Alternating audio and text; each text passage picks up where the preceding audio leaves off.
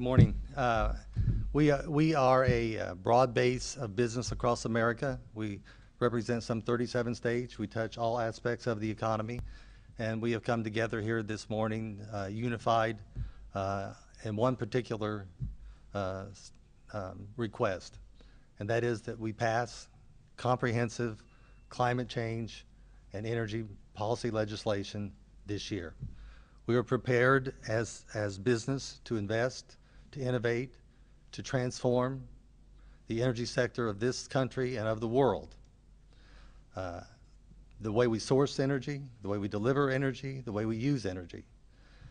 We want to get America back in the business of exporting technology instead of dollars.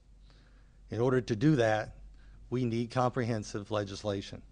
We didn't know what the rules are going to be with regard to energy and with regard to climate, and particularly with regard to what the price of carbon is going to be in the United States if we're to move around the world and export technology to other countries, and we need legislation in order to do that. I'm the CEO of Entergy. We have nuclear plants around the country. We also serve 2.5 million customers in the Mid-South and the Gulf South portion of the country, some of the poorest people in the country. People that have been through Katrina, Gustav, Ike, Rita, you name it, they've been through it. Nobody should ever have to suffer through a Katrina.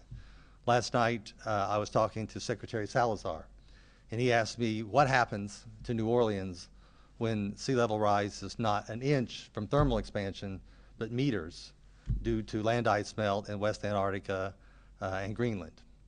And I said, well, we have a pretty good idea what's going to happen, but we do have some protections because we're working on New Orleans. What we haven't given enough thought to is what happens to everybody else. What happens to all the coastal cities? What happens to the east coast of the U.S. with the slightly tilt of the planet on its axis as we melt those ice caps? There's no protection for them. And we're not talking about hurricanes anymore. We're talking about potentially tsunami type of events like we've seen in Asia, like we've seen most recently in American Samoa. A completely different set of events than what we're used to. Some people say we can't do this because of the cost. As business, we all look at it in terms of it's an investment.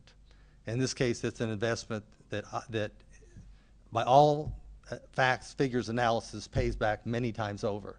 It pays back with reduced adaptation costs in the future, reduced repair and damage from these type of events, and growth in the economy through transferring technology around the world and creating jobs at home.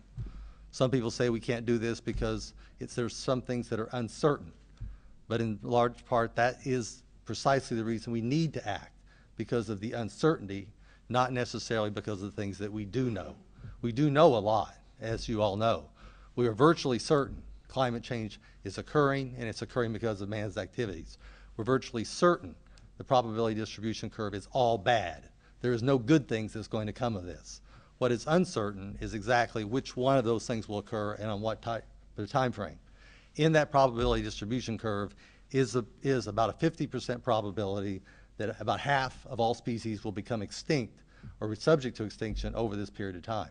What we will never know on an ex-ante basis is whether or not man will be one of those casualties or not.